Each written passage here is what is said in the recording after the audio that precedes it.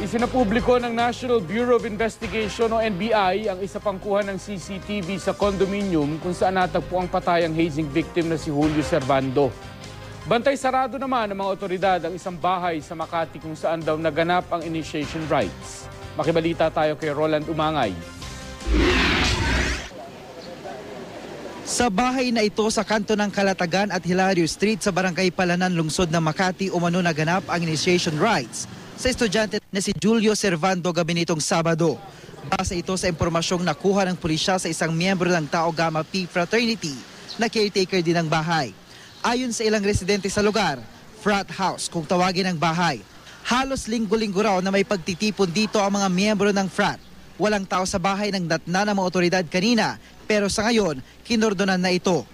Matapos ang initiation rite sa Makati, sa One Archer's Place condominium sa Maynila dinala si Servando at 3 pang neophyte.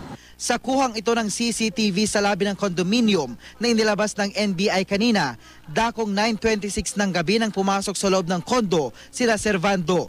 Sinubukan pang maglakad ng nanghihinang si Servando, pero bago pa siya makapasok sa elevator, bigla na lang siyang natumba at napahiga sa sahig.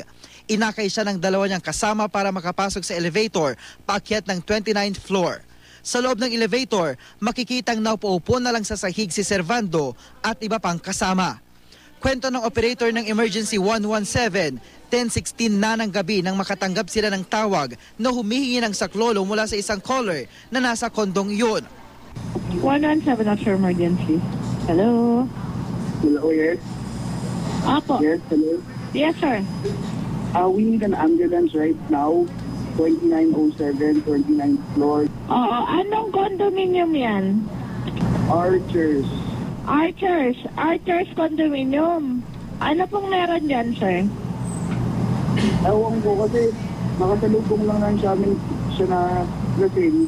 So tinulungan na lang namin siya kasi kaibigan namin siya. Ngayon hindi siya gumagalaw kahit anong gawin namin, nakilata lang siya dyan.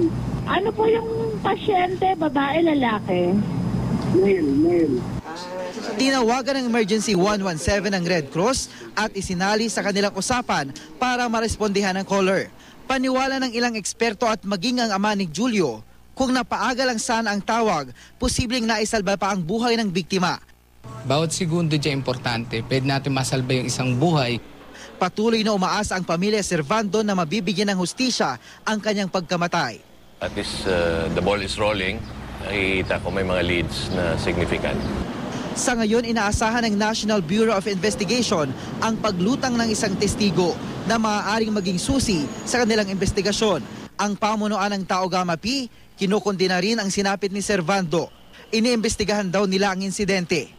We are helping the investigation process. Kung kami yung tatanungin, makikipagtulungan kami. Kung talagang sa amin yan, kung miyembro namin yan, ihaharap po namin sila. Roland Umangay, Nagbabalita, Pilipinas.